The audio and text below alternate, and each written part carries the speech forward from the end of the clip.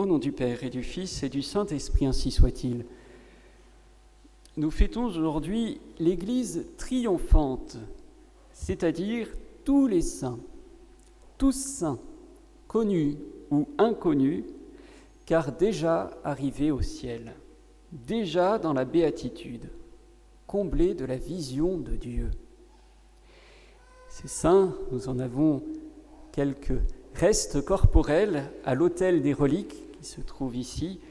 Nous pouvons donc les vénérer, solliciter leur intercession, aujourd'hui, tout particulièrement et tous les jours de l'année. Demain, l'Église nous fera prier pour l'Église souffrante, c'est-à-dire toutes les âmes qui, à l'heure qu'il est, souffrent au purgatoire, afin d'être purifiées avant de pouvoir entrer au ciel, car rien de souillé ne se présente devant Dieu. Les uns et les autres sont morts ici-bas, mais vivant éternellement, assurés du bonheur parfait et préservés par les mérites de notre Seigneur Jésus-Christ d'une damnation en enfer. Les uns sont encore en route, les autres sont déjà arrivés. Comment, mes frères, nous aussi, pouvons-nous les rejoindre au paradis ? Eh bien, il faut vivre chrétiennement, bien sûr, mais aussi et surtout achever cette vie en sachant bien mourir. Ce fameux ars moriendi, l'art de bien mourir. C'est ce qu'ont fait tous les saints du ciel que nous fêtons aujourd'hui. C'est l'un de leurs points les plus communs. Ils ont correspondu aux grâces de la persévérance finale et se sont présentés face à la mort avec une âme en état de grâce, ornée de la vertu de charité, aimant le bon Dieu par-dessus tout. C'est l'exemple que nous a donné notre Seigneur Jésus-Christ. On ne lui a pas pris sa vie sur la croix, c'est lui qui l'a donnée, étant Dieu, pour nous sauver. Les martyrs, les disciples, les saints ont à sa suite décidé de mourir, non en subissant, mais en offrant leur vie, leur âme à Dieu par amour. Saint Grégoire le Grand raconte par exemple la mort de Saint Benoît de Nursie. L'année même où il devait sortir de cette vie, il annonça le jour de sa mort qu'il avait appris de Dieu à quelques disciples, leur enjoignant de faire ce qu'ils avaient appris. 6 jours avant sa mort, il fit ouvrir son tombeau. Bientôt, il fut pris d'une fièvre violente. Comme sa faiblesse allait croissant de jour en jour, il se fit porter le 6e jour à l'oratoire par ses disciples.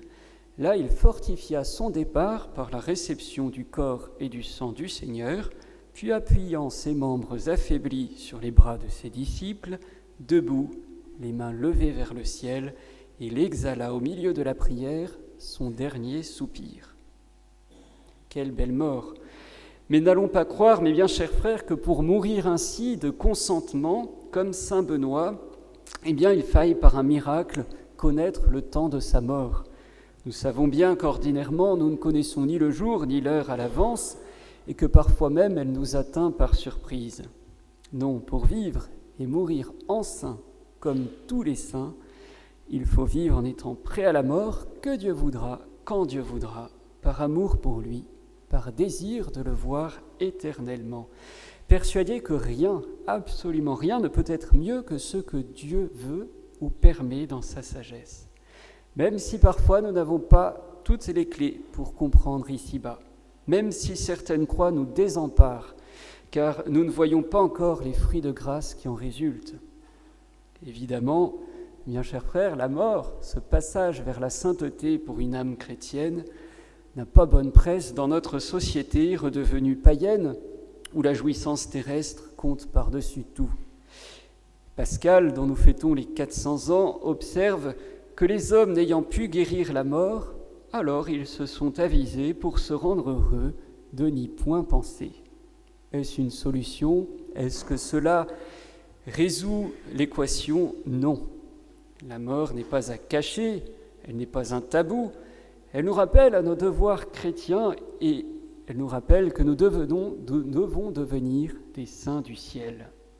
Loin de la subir, elle est un acte important auquel il faut se tenir prêt.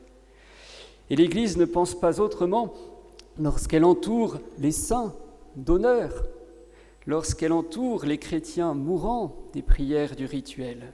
Ces prières que l'on peut lire dans les missels des fidèles, qui aident l'âme à penser à Dieu, à ses fins dernières.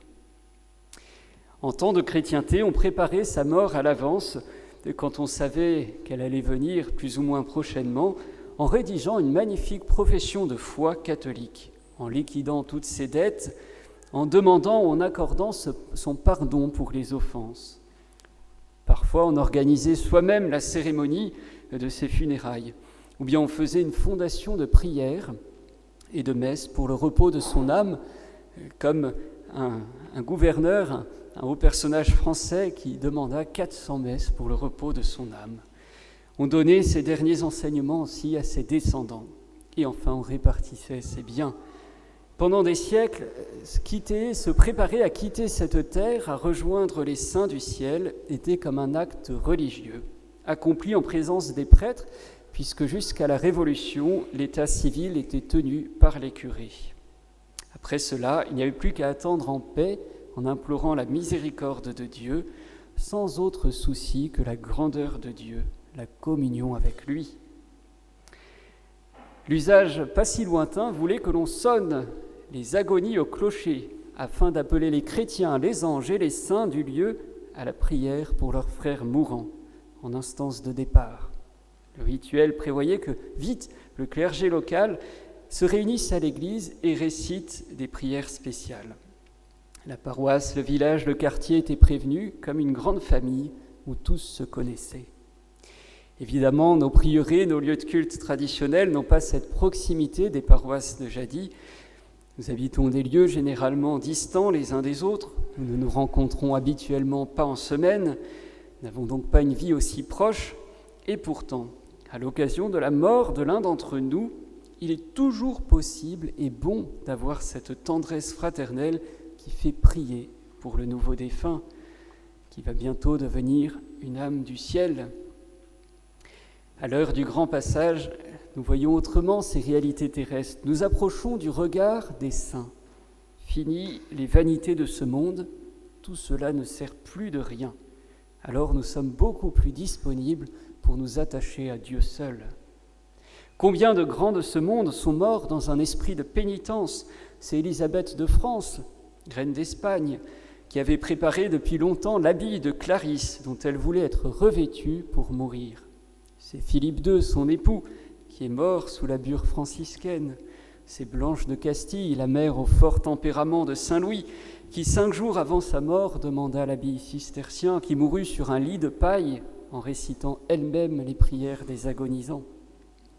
Toute la chrétienté a vu des rois choisir de mourir sur la terre nue, sur la cendre, comme Ferdinand II, roi de Castille, grand roi de la Reconquista, ou Saint-Louis, et même des personnages qui n'étaient pas des saints, qui n'avaient pas toujours eu des vies édifiantes, comme Louis le Gros ou Henri III d'Angleterre.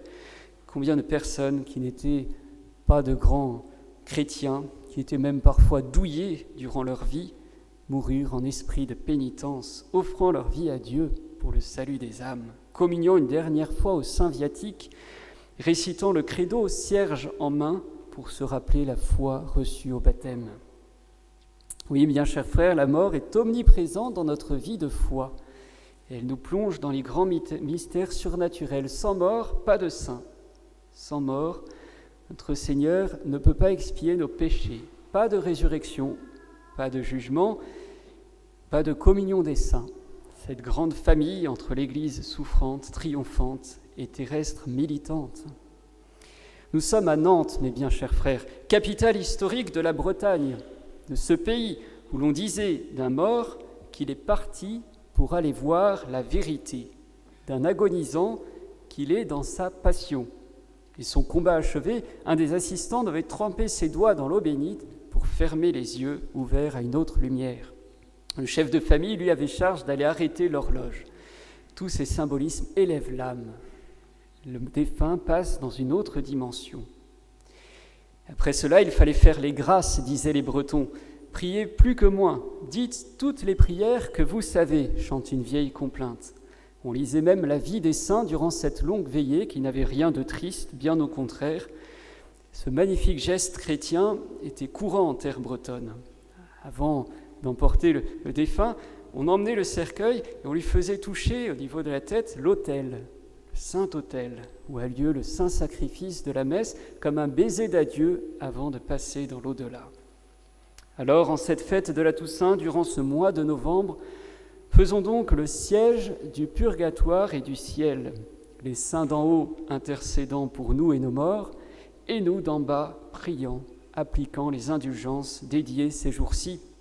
Faisons célébrer des messes comme sainte Jeanne d'Arc le faisait faire en faveur de ses soldats, comme les Bretons le faisaient faire, c'est original, le lendemain de chaque mariage pour les ancêtres des jeunes époux. Allons au cimetière fleurir, nettoyer les tombes. Cimetière veut dire dortoir ou champ du repos en latin. Là, les corps dorment en attendant la résurrection finale. Notre espérance, mes bien chers frères, c'est le ciel, où sont déjà tous les saints amis de Dieu. Ne faisons donc pas des minutes de silence vides, mais des minutes de prière avec Notre-Dame. Ô Jésus, il est temps de nous voir, s'écriait sainte Thérèse d'Avila. Loué soyez-vous, mon Dieu, pour notre sœur la mort, murmurait saint François d'Assise. Oui, mes bien chers frères, prions et combattons chaque jour chrétiennement, car demain nous vivrons éternellement. Au nom du Père et du Fils et du Saint-Esprit, ainsi soit-il.